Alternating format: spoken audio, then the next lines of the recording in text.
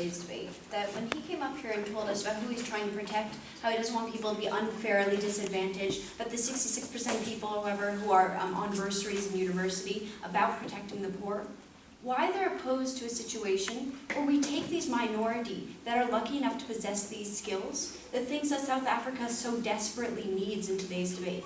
It's not a lack of hospital beds, it's a lack of people who know how to fix boats, who know how to build wells, and who are willing to do that in their community. And we think we want them, it's time for them to go and give back. Now, in my speech, I'll be looking at two main issues, and I'll be looking at firstly education, and secondly cohesion. And just to tell you, in my education point, it was already in there that we're going to be dealing with the effect it has on the individual. We didn't put that in our first speech, because if they'd listened to Cheshni's speech, is that we're not focused on the individual in today's debate. We've told you that we're looking at the utilitarian benefit for society. We think that's how government makes decisions. We think we're looking at this on an outcomes-based, as well as the obligation analysis Cheshni brought you. So yes, we just think they haven't dealt with what is the core issue of today's debate, which is looking at how this affects people on the ground, how this affects people in the poor communities, which is what we told you is very necessary in today's debate. So first, when I look at my rebuttal, I'll be looking at this idea of obligation. Now, Josh came up here and told us a lot about how, well, their parents pay tax, it's fine. But ladies and gentlemen, we asked them the question, if we were then to say give these graduates some sort of tax break for a year at some point in their life, would it be okay then? We think them talking about how valuable tax, or about how tax is necessary and adequate, we think that concedes to this sort of obligation that we're talking about in today's debate. No. If you're fine with them paying a certain amount in tax, how is that different from them either using their skills to build a well? How is that different from them giving back to society by teaching something, helping kids find bursaries, by teaching kids some sort of lesson? We think these are just different currencies in which you can give back to your society. Sometimes that currency is cash, sometimes that currency is you going into a community and providing for that community. And considering you've told us how fine tax is, we got the point, that was the main crux of your speech, how adequate it was, how is this so significantly different is the challenge we ask for your next speaker.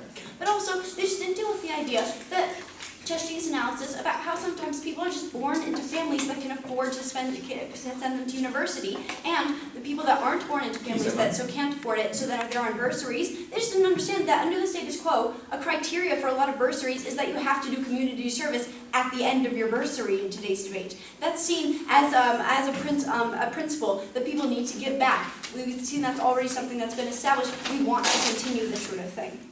And also, considering you told us about the poor that have worked very hard to get into university, we look at the idea they just never rebutted any of Cheshni's analysis about how great it is when you have someone who is an engineer, who is a doctor, who is a teacher, who even is a philosophy major, who can help you find a bursary, who can help you teach you languages, who can provide their skills to your community. Why they haven't shown us why that won't happen and why that's not worth it, which is what we're telling you in today's debate.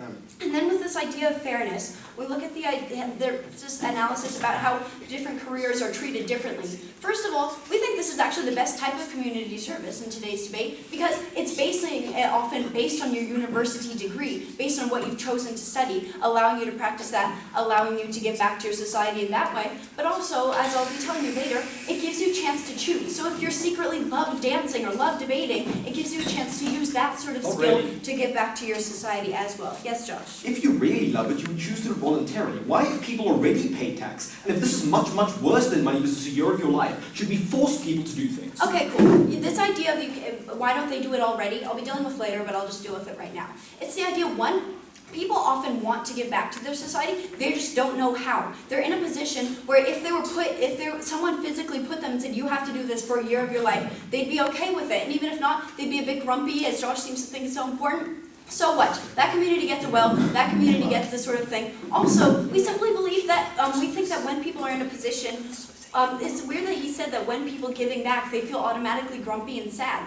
Ladies and gentlemen, we think often people that are in a situation where they ought to feel like they're giving back, where they're contributing, where they're able to contribute back to their society, we think that's something either if they don't love at first, they can learn to enjoy, and if they don't learn to enjoy it, you know what, they have 12 months they can get over it in today's debate. We think it's worth it in that society. So now I move on to my substantive matter, which is looking at the idea of holistic education. And now, here I'll be, where's my first key card? Here I'll be concluding that community service for university graduates is an important aspect of a holistic education because it benefits the education system, It benefits the graduate, which will be directly responding to Josh's matter, and society as a whole. So with holistic education, we think part of being a doctor isn't just memorizing symptoms.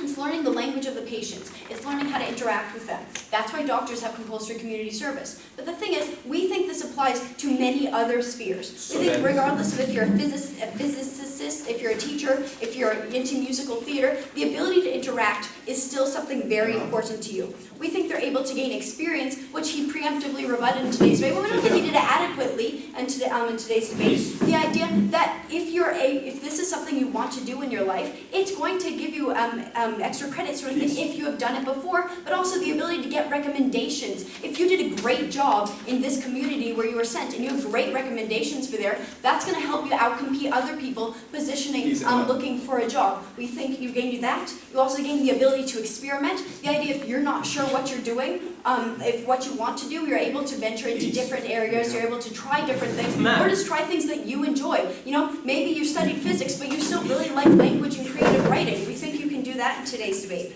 But also, in terms of the culture it creates, the idea that it sets a precedent for giving back in society. And we think this sort of thing is just going to be normalized to create this sort of obligation. We see that there's already a charitable component to government policy. That's why we force a lot of big businesses and companies to do some sort of community service and give back. There's already a precedent for government forcing individuals to give back to their society. We want to encourage this culture and this culture that has been created. And we think it's the sort of thing that maybe if the first year people are upset about it, and that just gets normalized after generations of, same reason as doctors don't go, oh, I have to go, fix people for a year, because it just gets normalized into something that's hard to do with their education. That's why you may not always see things as being necessary, but in your degree or in school trying to take math. But the point is, it's still a necessary part of a holistic education. It benefits you, it benefits the education system, and it benefits you and your future employment. So that is why we think that people will buy into it in today's debate. That's why we think it's better for holistic education. So that concludes that point. And now I move on to this idea of cohesion. And the conclusion here is that requiring students to do community service lessens societal tensions and stigmas in South Africa. So we all know South Africa is divided racially along class divisions. There's huge amounts of resentment between people. And a lot of people see university as being the snobby elite, the people that beat the system, that got out, and then don't feel any sort of obligation to the rest. And we think that's actually the basis for a lot of racism, for a lot of crime in today's debate, because they believe that these people in their fancy houses are only there because they were born into rich families, got skills, and feel no obligation to give back, so therefore they have to steal it back. And we think a lot of these things is just a stigma. It's just a tension in the minds of people. So we think when they actively see university students coming into their community, regardless of what the government's making them, they feel like it lessens these tensions, it lessens these stigmas, and allows us to counteract this. So in conclusion, ladies and gentlemen, if you want to do what's right, you want to do what's best for South Africa, you want to do community service. Thank you.